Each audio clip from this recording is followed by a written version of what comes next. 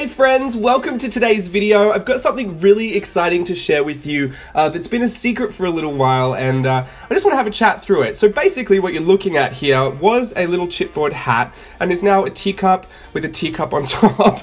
Just kind of like this random Alice in Wonderland Mad Hatter creation that I did for the RangerInk Designer Challenge 2018, Distinctly Dylusional. Now, I want to have a bit of a chat about this because if you watched my video recently, you'll know how serendipitous it was that I should even be talking about something like this, considering that when I had my accident in 2015 and I had nothing but time to kill while I was recovering, Diane Reevely and all of her Dylusions demos at the CHA trade show, all those videos that were around on YouTube and kind of catalogued through the years, all the demos, I would watch on repeat, like just on a loop, and just to kind of escape my situation, and it was just really inspiring to me. I loved watching this new way of working where it was just very intuitive and very carefree, very loose, and it kind of thrust me into the world of mixed media and art journaling. The first little art journal I bought was a small Dylusions one, just seeing if I liked it and seeing if that was something that I could get into, and it was the first one that I finished. The first paints that I bought specifically for art journaling were Dylusions paints. The first mixed media group that I joined on Facebook was the Dylusions Facebook group. So it was a very serendipitous moment last December, I believe, when Diane reached out to me and asked if I would be a part of the challenge and to create for it. So I just, first of all, let me say thank you to Diane if you should ever watch this. It was such a surreal moment, just such a nice thing to know that your work's out there and it's being seen and appreciated, and that, you know, people trust you enough to create for their brand. It's quite an honor. So I was really excited. There was a small part of me, I'll be honest, there was a small part of me that thought, this is Christmas and it's coming up to a super busy season. I don't know if I'll be able to actually get it done. And that was a very small part of me, and the rest of me was like, you're an idiot. Why would you give up the opportunity to take part in this? So I said yes, of course. And then the box arrived. Now, the box came with lots of stuff, and but one of the most interesting things that I pulled out was this chipboard hat.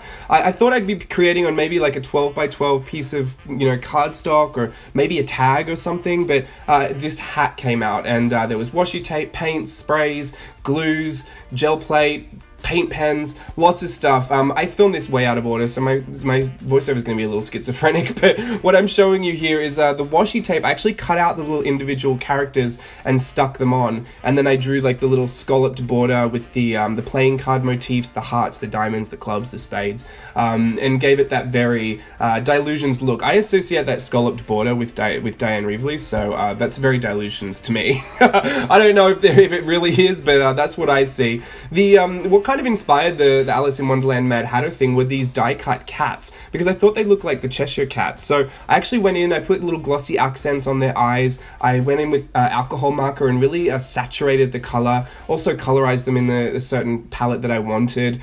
I went in with pencil as well, just to give them a really deep, rich kind of shading, and just kind of played around with them. The whole color scheme was from the paints that were in the box, so I didn't choose that color scheme. The dress that Alice is wearing, the bow that she's wearing, all that blue area is actually washi tape that I've laid down as a layer instead of, you know, coloring it, instead of paint. I just thought it was a nice little texture to add. The teacup that I'm pointing at, that teacup is actually in my Etsy store. It's a pop-up teacup. I actually use it in my art journals a few times, and it's in my store. So I thought, well, since I've got that accessible to me, why don't I print one of those out on cardstock, make it up. I wasn't going to make it, you know, fold up, obviously, but I just glued it to the top, and then I blew up the scale of it, so I had a bigger handle that was exactly the same, and then glued it onto the side of the hat to make the hat a teacup. So it's kind of a teacup on a teacup, on a teacup on a teacup. But yeah, that matte medium I was just showing you, incredibly strong glue.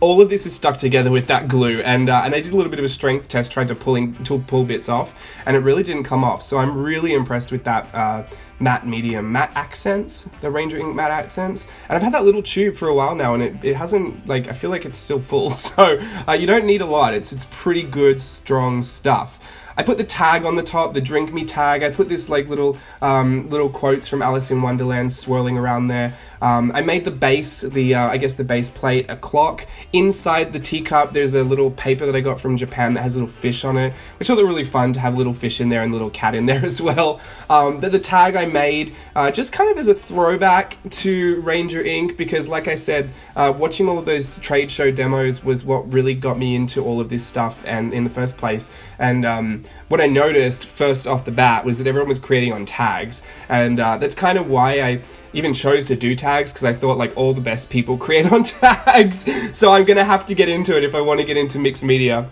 And that's where Tag Tuesday came from, because I'd invested a lot of money into tags. I really thought tags were the way to go.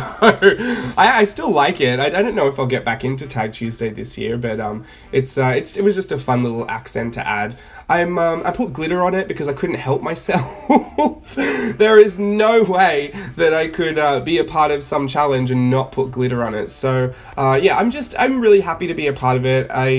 I basically got the box. I was super confused at first. I gave it a couple of days and then thought, you know what, just go with it. I think one of the biggest challenges when you're designing for something like this is to make sure that there's still enough identifiable motifs that would relate back to it, because you know, you're celebrating Dylusions in the challenge. You're celebrating everything that makes the product line great. So the bright colors and the doodles and the graphic elements, the boldness of it, the quirk of it.